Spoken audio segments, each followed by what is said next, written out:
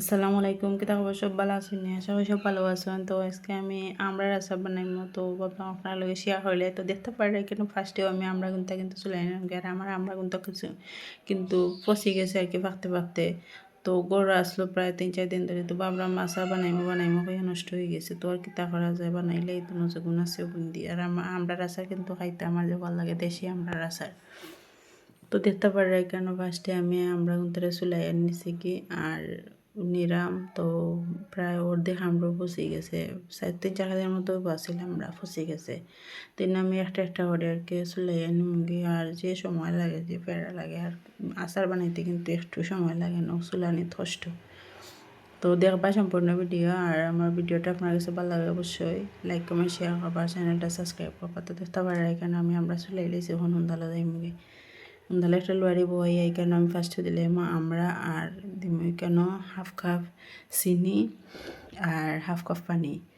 তো দেখতে পারে এখানে হাফ কাপ চিনি আর হাফ কাপ পানি দিয়ে আমি দিম কেন অল্প একটু হলুদের গুঁড়া, অল্প একটু মরিচের গুঁড়া দিম ফ্লেভার লাগে, টেস্টের লাগে। আর হলুদের গুঁড়া দিম কালার লাগে আর কি। তো দেখতে পারে এখানে স্বাদ অনুযায়ী লবণ দিছি আর ৩-৪টা এলাচি দিছি ফ্লেভার লাগে। তো দেখতে পারে এখন দিলাম খাঁচা রসুন।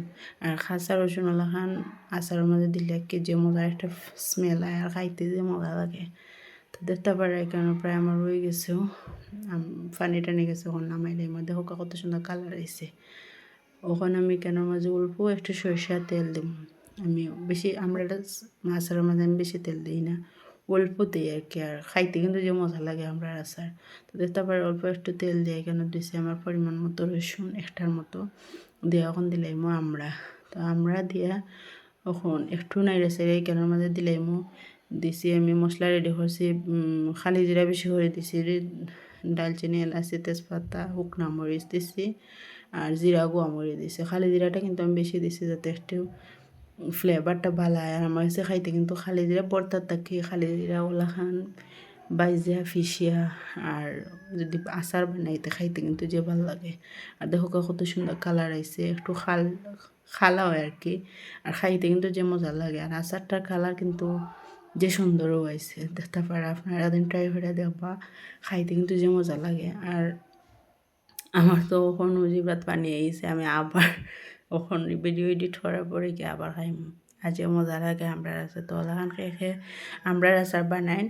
আর যদি আমার ভিডিওটা সম্পূর্ণ আপনার কাছে ভালো লাগে তাহলে অবশ্যই আমার চ্যানেলটা সাবস্ক্রাইব করবা আর আমার লগে থাকবা। আর দেখো কত সুন্দর লোভনীয় আচার হয়েছে, যে জুসি জুসি হয়েছে, খাইতে যে মজা লাগছে। আজকের মতো সব ভালো থাকবা, সুস্থ থাকবা, আল্লাহ হাফেজ।